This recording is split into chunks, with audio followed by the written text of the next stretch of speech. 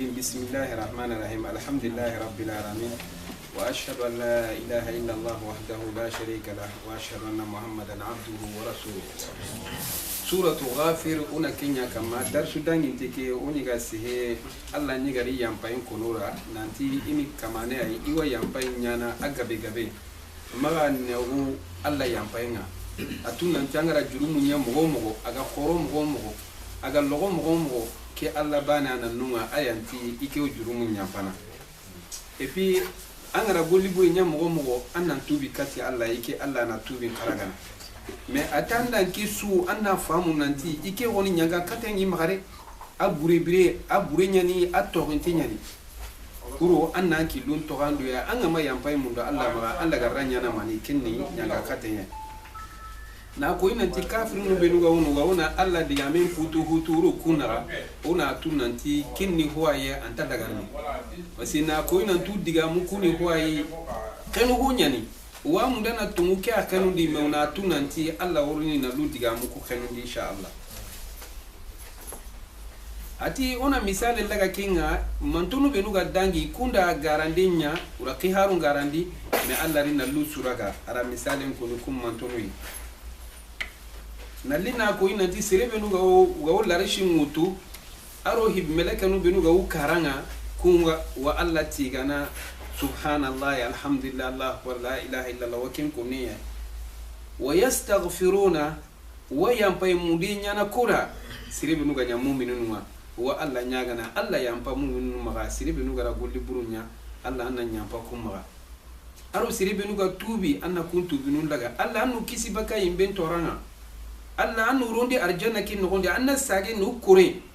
na utu habanu yaku ukore no anu surondi kapa uya arjana kin nogondi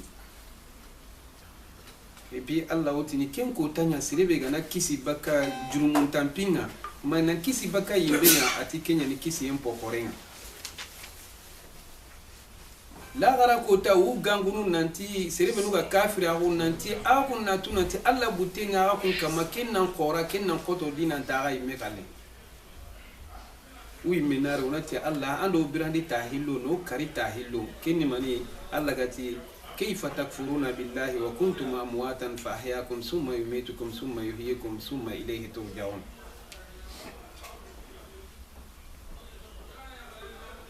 kita insha Allah linki urundu ayam kutenga nakim kun insha Allah أعوذ بالله من الشيطان الرجيم ولقد أرسلنا موسى بآياتنا وسلطان مبين التي تمتمني مي أورا موسى عليه السلام أورا قي ندلو بانغان تمكينه na hukina hibi garawa dimana Allah yimira ko ni surat tanan nogoni wala qad atina Musa 9 ayat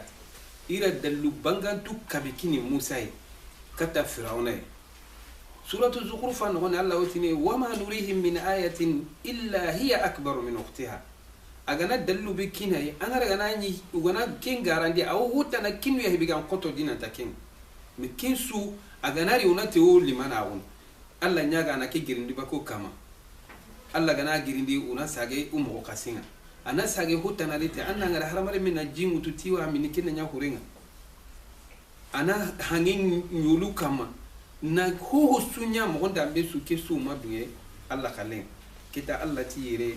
ira dalu bangantu kini Musa nan daga kati Firauna ari siru don Allah herin doken qisare ona tunanti Musa alayhi salam Allah la togon ko no Qur'an di na gaboni mo buru aw kameru tampile me baka Qur'an di daga sage a togon ila fir'auna wa haman wa qarun Allah ti gara dallu bangantu ku kinai kaba kun tampinuma ibinu bangantinga ira kun kinai kata koi ira kinai kata fir'aun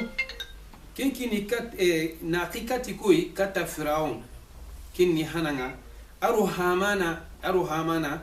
do qarun ira hakikati kunga me karaja tilaga Allah gara ku togonun koni nani ayanu tanan nogonde Allah wotini ira fir'auna hakikati isirunye me yire Allah haygara kare na ku sikia koni na tira Musa hakikati fir'auna di sirunga me yire ara kare na fir'auna ro hamana aro karuna sirusika kara haytel mange kuaga da alla kutayenga aga gabo dina ta sirkutunga donc alla ra kun kere na kunya auto kimpale akikati sirun suai mais agara kutokonun kuni yere parce que kunya ni yinguma unga hibiga wako ini na tuya da sirun sanku ni mogo فقالوا ساحر كذاب udiga memma nya hoho muga tiatani ti musa hiti hoho korotendana garantinyen parce que koroteni mani anna hombugo amogo nyuguri na nya hotanai haramare munga watu ti hollantanya na mogo akendo mujizan tabana mani parce que korotenga au yili ni haramare min nyaga nyawri me mujizan ni alla yimme demandenye anga nyini har korotendana nganare antranta anyana فلما جاءهم بالحق من عندنا قالوا اقتلوا أبناء الذين آمنوا معه واستحيوا نساءهم atibiran be musa ro dallu bangan tungari baka alla nokunga kata firauna di sirunga uramani koni udiga menya mani u imera mengaro ti sasa una maninya musa haikini anda mugo awrin na litike u sirun mutunu i warni tunka u mutu masirin go urni bu bani sirara kunga kinga tunka u mutunu sasa ndurogo to anna yugu manu su kurusi udi yugu suga o bangini anna su kurusi ura kenya koni bo anna yagare manun to kono parce anna mugu tunka u ngari magajangi ngarnya awo nyana tikanga awo nyana ti yugu nyai me yugu gantano na yagarun durungara kinga awo gajangi rantanya angara ngari hara arabu nunga nyure mutunu na aburu angalenti asukitinero yagu dulle anga nyini yagu ni mani serengar ni sasa na lande belaga manan kari anke tamutu ga nyanyuro mena bolle nyagal la wede gana gajalanga kinya no nyukum mutunu uga uburu nukundo onu kallen kali dullen وما كيد الكافرين إلا في ضلال allati kafirin dabare kutiye aga u plasu dabarni allati kin kamanin na tunanti kin na sankunta wonyara arante kandini bada aga ni planu ku dabare mo Allah wa sankunna arante killingal وقال فرعون ذروني أقتل موسى وليدع ربه serebe gati ke mine Allah kenya haina koni serunda karanati karinke togono ngare karingara awe kabugindo Musa naga na Musa kari anke mbega ne Allah e ordu nan kawa gilli anke nyai ordu nan kawa gilla anke nyai me anke nyawu na serun tirindi ti eske kabugindo Firauna naga kabugindo Musa naga na kari keta ngana tinga kali mani nyana ya do urabba ani kamankiri una haiketa agauti ni alla bega onu alla rawai mani nyana akinga mundani alla ko sabati ni me adiga me nyime no gonde kinga ko ni nasi alla he wasi alla gana nganta annan gullu nyana na nyama sara sire ko alla imegati fa'alun lima yurid ibiga lingi kira ina kenya nyana inni akhafu an yubaddila dinakum Firauna karimana Musa da kini mani awamu nena Musa kariti mani manai an yubaddila dinakum ki ukanna magaraga dine ke yilla gama dine kini mani nanti Firauna kawa bati donc akinga jangi ni me interenye kimpala ga jangi piti nanti hutana wonuma atitani ke wa munda na Musa kare kabuinda naga pasi amma magaraga dine ke yilla aga unke batibe أو أن يظهر في الأرض الفساد ahi landi ma magari nyangu nyen kama bunundana nye wasi hankamano bada siribe ga utinu kunda untu uigera kan kitana haramari munga ukaya nura mugobe kinna kinta ga wanyana kinya ni anyana bunundana nye kin kara ha islam nunya hay munyen kama lenke ga utini kunda terrorism integration ntona kya kun oruki islam agunya da kaba islam na bunundi nya haraga nya kafirinya وقال موسى إني عزت بربي وربكم من كل متكبر لا يؤمن بيوم الحساب موسى رمانينيا أديغا منيا ماني أتي الله نكيو تانغاي مودينيا نانكي مغا بكا فراونا تورانغا بكا سيريسو أغاري دو قوروني مونينيا كما أغاونا نيا الله كوتينيا الله نغامونا مغا أنين تانغا بكا كون كمانونا لا يؤمن بيوم الحساب kun kama nunga usa kuntinga talagara kutanga pasi anga masa kulagara kutanga sirin tonyana donc alla nga munda magani tanga baka kun sirin dambuswi amma ngara haramare min kawa do nyana nan kawa tanga mundi nyana kama ninga baka mani shaytan nganu aranyi mi yonkilu allahumma inni a'udhu bika min sharri nafsi wa min sharri kulli dabbatin anta akhizun bi nasiyatiha haramare min tanga imundi nya baka ho ga wono atoranga o kini siren donc kenya ni Musa gati inni ustu aw tanga imundi nya na Allah no kunga baka firauna ri meno hibenu kama sagula gara kota وقال رجل مؤمن من آل فرعون يكتم إيمانه ura ko yoti dawan dana masiri su an gana daga karanu a haina kawa dawa nyana kamo ke haikeni mumini nyani yugo nyani me aoni limana ko ke mogudi me Musa siru nyani aoni limana ko ke mogudi aoni limana ko ke bugandi silanga me sasa heta wakati akengara ke mugu firauna di sirunga wona Kenya firauna ga wona ke kunu nantina Musa kare ali kallike mugunten to me awrni mani koni conseil ndi أتقتلون رجلا أن يقول ربي الله وقد جاءكم بالبينات من ربكم أتي يلا غاكم أتينا غاو سيرا كالي سيري بيغاتي تاني نانتين كماني الله إبي أريتي دلو بانغان تونغانا كون كويا غاي الله رينا لي دلو بانغان تين كابين كينا أرينا لكم سو كويا غاي نانتيكي كماني الله تاني غاو تينا غاو كالي تكيني وإن يكو كذبا فعليه كذبه جينا غنانيا غارانتي أغارين غاي ميا كما أما كي أغاكم نانتا غاو كالي وإن يكو صادقا يصيبكم بعض الذي يعدكم كيتا قرا ورا جينا غارا هيبقا كوني تمونيا غاني agati agama tunguni ti Allah halaki ngara naga kita ahur naga kita agati agama tunguni ti Allah la gara ku tagarunu yimbinde ahonu duwa don aku joti mana aga watu nan tagana tungun kama kara tokonunga una haiku kallinyana inna Allah la yahdi man huwa musrifun kadhab ati Allah nta yimmi su kandana siribe ganya bunundana nga munyin kama epi anga nyaga garantinga basi unyi garinya kuni Musa hakati su Allah nyanga katenga nari kama kununga nari unati Musa Allah nyaga ora o dunu limana huma agana Allah nyaga unagara ntakarunu Islam huma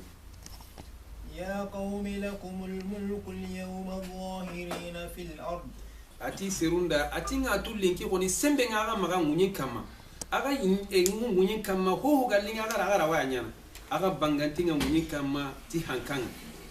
فمن ينصرنا من بأس الله إن جاءنا كونا نوما غرا وكوسو كيسيني الله غناتي ونيانغا كاتن كيانو غناتي وتورامبي كيانو كون كاتا كيتيني حراماري مونغا اغا كوني مينو سيرتانا نو كون كاتا كيتيني كينغرا وكوباكا الله رانكي قال فرعون ما أريكم إلا ما أرى فرعون تي انكي وني نياغا هبيتاني كينيا hakarla sire nyani maganga munda naga gide tan naga warakinka Allah be gana kinga anke nyimitane Allah anke na sage na ditino ti hakarla sire be ga wanke ma wama ahdikum illa sabila ar-rashad epinki wa munda naga kanda tan naga wara kili telimonte nyakama وقال الذي آمن يا قوم إني أخاف عليكم مثل يوم الأحزاب سيربيغا ونونغا غاليمانا غوارا مانيكوني أتي فراونا دا فراونا غاري دانكيغا كوني أتي فراونا دانكيونا كناغارا ngana kanagara jama qorunga alla gara hibinunya kunga ngana kanagara kummeru magaga kita مثل دأب قوم نوح وعاد وثمود أوي نوح عليه السلام لا دا بيغرا نوح كتا أري سرون كتا كينغاني سري سوغا برا الله خلينا حلاكي نياورني دونك هيبيغرا نوح كتا أرو سري عادنكو أرو سمودانكو أرو سري بينوغاري كومباندي كسورا غاراندي نيا الله يانغا كتا إلدي ندو كتا دونك نانا كانو كيميرا أغادي والذين من بعدهم أرو سري بينوغاري عادي نوحالي أرو سمودا نوحالي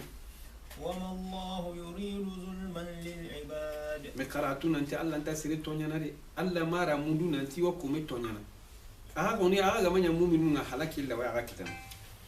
ويا قوم إني أخاف عليكم يوم التناد أتي إسرون دان كيو كان نغرا دي كوتا دي ورنا غانغو كينغا دي لاغرا كوتانا لاغرا كوتا ورنا لاغا كونغانغو القيامة بلان كما كافرون كو aga gara Allah kuta karu jahannaba nogoni mu warna gara ga dunga kana gara kin kuta ngangone la gara togonu nyugo haykene ke yawma tanad yawmal qiyama atama alhaqa agabe yawmuddin yawmul hisab agabe gabe yani nasaw alhala binu ga wan nogondi kun suwanya na togonu ngoy يوم تولون مدبرين ما لكم من الله من عاصم كوتابي أغاورنا على مدونا نتغاورنو بكا كبيرا كمان نتغاورنا نقول سوريا ما غاورنو البكا الله نغاكتينا أغارن تاي سيري كتنا سيري بغروا غبكا كين ومن يضلل الله فما له من هاد بكراتون انت الله غنا سيري بسانكون دي سيانغا كاندانا كتنا كينوا ولقد جاءكم يوسف من قبل بالبينات التي تمو يوسف ركاتي مصران كونغا تي برالو بانغانتينغا أوي موسى غاري مغوبي بس موسى رو يوسف سيري مصران كون دبي بانيكا فما زلتم في شك مما جاءكم به مي أغاو سيكانا أغاري تيهبي كتا أغاي تموكي قيهارا غوكي أغاو سيكانا كينيا هذا حتى إذا هلك قلتم لم يبعث الله من بعده رسولا أتي ما برام بي يوسف غاري فاتي ناغا توسيكا كي ما يوسف ري فاتي أغاتي أتي يوسف فاتي مبالي سيرت تنانتا غارمينيا قيهاري كيهال تلمانجي الله نيغرا هيبكينا اني تونغا وندو مرايكي مغوبي قيهارا ونقوا مغا اغا مسغاي نانتي الله راوي سيرتنا قيني كيمبال كذلك يضل الله من هو مسرف مرتاب انا كيم مغوبانا الله وسيري سانغونو سيري بيغانيا بونندانا نيان نين كما ايبيانغا نيا بالا نيا نانيا الله خلينا كوينا انا باراكينا نامبالي كويكين الذين يجادلون في آيات الله بغير سلطان أتاهم ati serebe nuga wonunga wa alla digame hutunu na nyago alla una alla digan kane kuna ke nati kini garenye una ke kuna nati ku hiti don una digame putu hutu na ni alla dallu mari katanga anke nga utini kini tungu ke hiti tungu كبر مقتا عند الله وعند الذين آمنوا serebe nuga una alla dinen garandi kin no kui una tunante alla buten qoru kama e pi ga mu'minu no ka buten qoru kama parce que mu'mini nga butu angana ngara nanti alla dinen nga garandi manga butu wa una fare garandi melenki dinen nga kana go jonde eske o hokon كذلك يطبع الله على كل قلب متكبر جبار atana kem moy alla o beri nyana sire sondumi kama sire be ganya sire be sondumi nganya aga o idu korolinia agari du wure wutoga ni do nyamunyin kama anti ni sire tananta no ike gai donc kenta gemme sharia nga sire nyime ni du wure wuto parce akoni nanti al kibriya lillahi wahda du qorahuni alla bane khalle sire so angana hara bucine gana nga il faut que alla na an kunke ko so na bang وقال فرعون يا هامان ابن لي صرحا لعلي أبلغ الأسباب كتا فرعون رماني كوني أتي هامان را كينا أميني سيرينغا ما سيغرا قوري غمينيغو أتارا أتي ساسا كيوا منام مغا أنا إتاجي نيغو دباريندا كي إتاجي ني ماني أتي نغا مندا نانسيتو إتاجي كي كاما نندغا موسى اللانغاري tahana nu anga nyini etage ngana dabar mogo mogo ora waiti na ta dangini 5 etage nu menu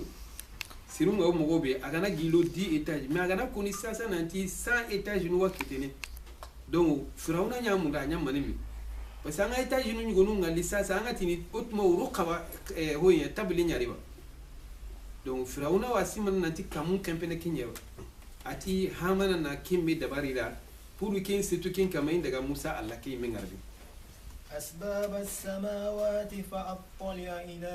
إله موسى وإني لأظنه كاذبا donc kun sababu beno aga kun dabarni ina setu ken sababu kama ken ngane tajike ina daga nan daga Musa Allah ken ngara aga wai nanti Allah be mega wonunga ina daga hay magare nyani ba matumunya